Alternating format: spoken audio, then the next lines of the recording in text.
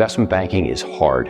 It's also extraordinarily rewarding. It's fiercely competitive. Most people won't succeed as investment bankers. To most groups of people to whom I speak, most of them would not succeed in investment banking. The advice that I'm going to give you will help you increase the chances of your success as an investment banker if you choose to pursue a career in investment banking. All of you should be reading the Wall Street Journal every single day. Read the Wall Street Journal every single day. 3 articles from the Wall Street Journal. 1 article on a macroeconomic topic like inflation or interest rates.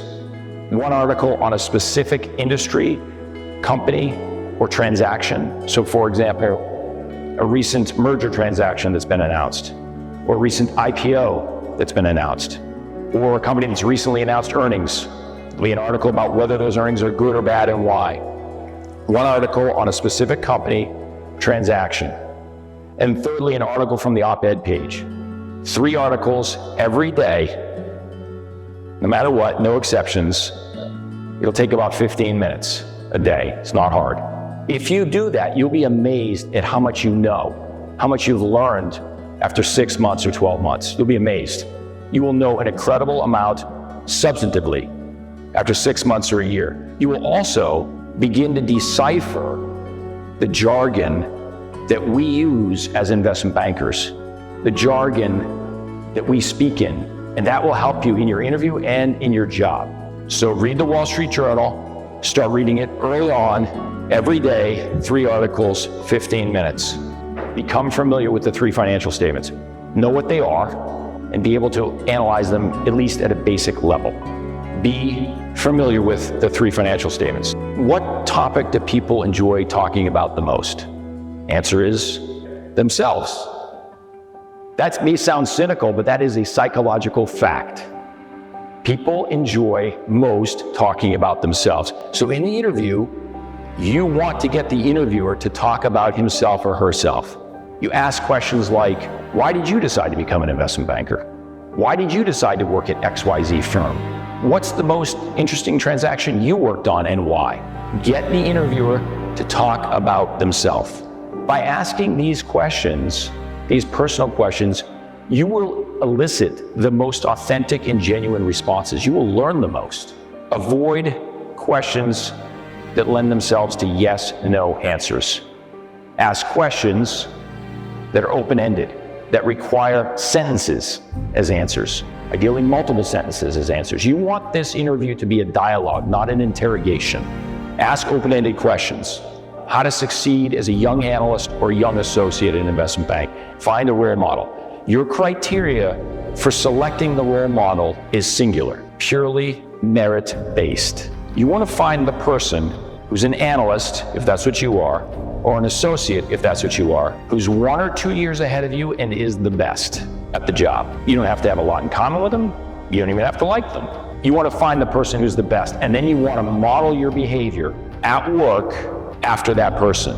There's no reason to recreate the wheel, right? If someone's doing the job very, very well, and is generally recognized as being very, very good, in fact, maybe the best, watch that person, study that person, learn as much as you can by watching them, and then model your behavior after them. Make it clear that you have no ego.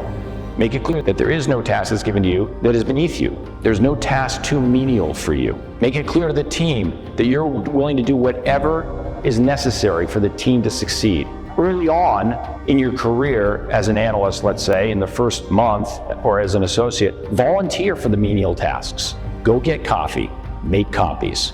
Make it clear you have no ego. Take notes. When you're in a meeting with a client, a prospective client, a superior, take notes.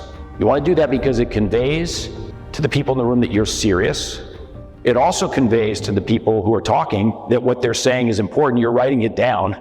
And most importantly, it gives them a sense of comfort that you're not going to forget what happened in the meeting or the follow-up tasks that you have to accomplish after the meeting. If you go to dinner with a group of your friends and there's 6 of you at the table at a restaurant, and a waiter comes over and he takes your orders, and one at a time each of you order, and he doesn't write anything down. He says, "Terrific, I'll be back with your orders," and he leaves. I don't know about you, but I'm sort of wondering in 30 minutes, am I going to get the salad that I ordered or am I getting meatloaf? Right? You have no idea. because there's nothing written down, it doesn't inspire confidence, and he didn't recap what the orders were. That may look impressive, and I don't care if you have a photographic memory, take notes, write things down. And then in a meeting with your superior afterwards, walk through the list of follow-up items that you have. Tick them off. Say to your boss, I will have the memo rewritten by tomorrow at noon. I'm going to rerun the model with the new numbers. The other follow-up item I have from the meeting is I'm supposed to call XYZ person. Recap the meeting and your follow-up items with your boss. It will put your boss's mind at ease. Even if you know them all, even if you're not going to forget them all, it will make your boss feel like he's got this, she's got this. I don't need to worry about it. The most successful analysts and associates in investment banking are the hardest workers, period, full stop. It doesn't matter if you're a good golfer, if you can schmooze well. Doesn't matter if you can play tennis well or you know something about professional sports. That doesn't matter. What matters is how hard are you willing to work. Be prepared for that. It's hard. Work hard. First impressions die hard. Good first impressions die hard, and bad first impressions die hard. So be very responsive, especially early on. There's nothing more frustrating for a senior investment banker than to send an email or text to an analyst or an associate and have that email or text go unanswered for an extended period of time. Don't let that happen, particularly early on. Be available, be responsive. People like to extrapolate. If the first 5 interactions they have with you, you're super responsive, you never drop a ball, they're going to extrapolate from there and assume that behavior is going to continue. If the first 5 interactions with you, you're unresponsive and you forget a bunch of things, they're going to extrapolate in a negative direction, and it's incredibly hard to recover from that. First impressions die hard. Make good ones. Be available, be responsive, don't make mistakes, particularly early on. As a young associate or a young analyst, never stop learning. Be curious, ask questions, never stop learning. The most successful analysts and associates do that. They never stop. They never rest on their laurels. Give your client advice that is the best advice for the client, even if, and in particular if, it is contrary to your own interests. There's no better way to establish credibility with a client than to give them advice that they know is contrary to your interest. Give that advice, no matter what. The client has hired you to advise them. Tell them what to do. That's what they've hired you for. Don't give them 5 options and say, pick one. You pick one. Advocate for it. It's okay to present options, but advocate for one. Tell them what you would advise them to do. That's what they've hired you for. Take a position, don't equivocate. Embrace and relish in adversity. Adversity is what makes you better, stronger. Relish it. It's easy for young professionals these days to want to take shortcuts. It's easy in particular because we have phones and the internet, and there's a lot of answers at our fingertips now. So if someone's asked you to build a model, an Excel model, to perform some task at work, you could probably look up on the internet a model that will do that. Resist that temptation. Build your own model. Resist the temptation to take shortcuts. Live in the trenches, because the best investment bankers lived in the trenches. Their skills were forged there. Relish adversity. You will come out of it stronger. Don't be disappointed, afraid, angry when you encounter it. View it, embrace it, and view it as something that will make you stronger. Master discipline. This job requires incredible discipline. Master it, inside and outside of your work. This means different things to different people. To some people, it means remaining physically fit. To others, it means time management. Master discipline. Don't procrastinate.